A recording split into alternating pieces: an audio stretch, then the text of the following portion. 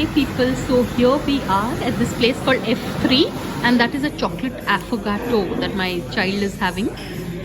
And this place is called F3 because F3 stands for friends, family and food apparently.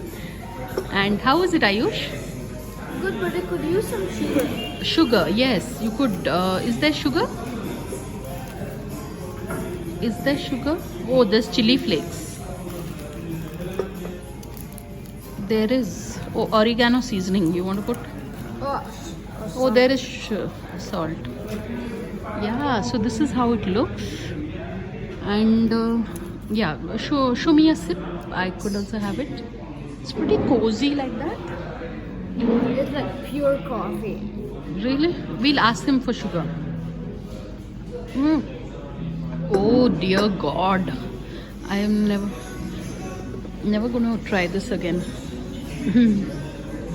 So yeah, this is for 140.